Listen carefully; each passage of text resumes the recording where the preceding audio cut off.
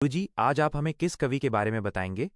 Kabir sir, Ananya, आज हम नागार्जुन के बारे में जानेंगे।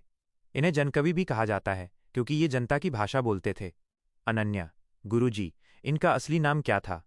कबीर सर, इनका असली नाम वैद्यनाथ मिश्र था, लेकिन साहित्य जगत में ये नागार्जुन और यात्री नाम से प्रसिद्ध हुए। अनन्या, इनका जन्म कब और कहाँ हुआ था? कबीर सर, इनका जन्म 30 जून 1911 को बिहार के दरभंगा जिले के सतलखा गांव में हुआ था। जीवन के आखिरी समय तक वे जनता से जुड़े रहे और 5 नवंबर 1998 को उनका निधन हो गया। अनन्या, गुरुजी, नागार्जुन जी की रचनाओं में क्या खास था? कबीर सर, अनन्या, उनकी रचनाओं में किसान मजदूरों की पीड़ा, गरीब जनता की समस्याएं और समाज की सच्चाई मिलती है। वे राजनीति पर भी व्यंग्य करते थे। अनन्या, उनकी भाषा कैसी थी?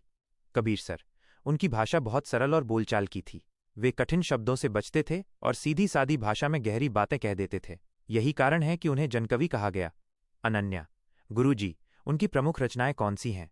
कबीर सर, उनकी कविताओं में सतरंगे पंखों वाली, प्यासी पथराई आंखें, पत्रहीन नग्न गाछ प्रसिद्ध हैं।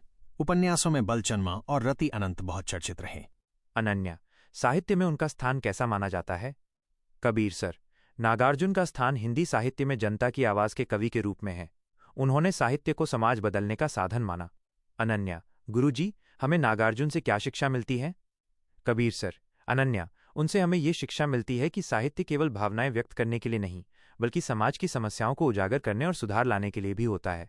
संक्षिप्त परिचय। 1।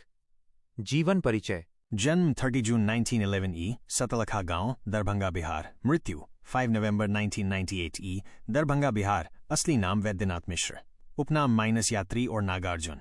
पेशा माइनस कवि, उपन्यासकार, पत्रकार, सामाजिक कार्यकर्ता। 2। साहित्य परिचय।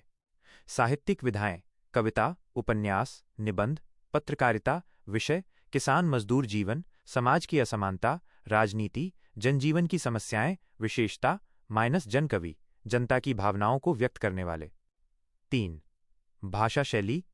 भाषा: सरल, बोलचाल की, लोक जीवन से जुड़ी हुई शैली, व्यंग्यात्मक, कटाक्ष करने वाली, यथार्थवादी, सच्चाई दिखाने वाली, आक्रोशपूर्ण, गुस्से से भरी, लोकधर्मी, जनता से जुड़ी। विशेषता: माइनस आम आदमी की भाषा में गहरी बातें कहना। 4। प्रमुख रचनाएं। कविता संग्रह सतरंगे पंखों वाली, प्यासी पथराई आंखें, बदबू, पत्रहीन नग्न गाछ। उपन्यास बलचन्मा, रति अनंत, वरुण के बेटे। अन्य माइनस यात्री नाम से भी कई रचनाएं प्रकाशित। 5। साहित्य में स्थान। नागार्जुन को जनकवि कहा जाता है। वे आम जनता की पीड़ा और संघर्ष को साहित्य में लाने वाले प्रमुख कवि थे। उन्होंने साहित्य को समाज परिवर्तन का हथियार बनाया।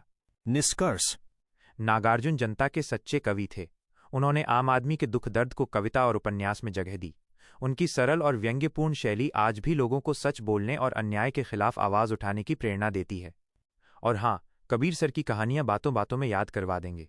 Just MS degree college gate, Madhonagar, Saharanpur, Uttar प्रदेश।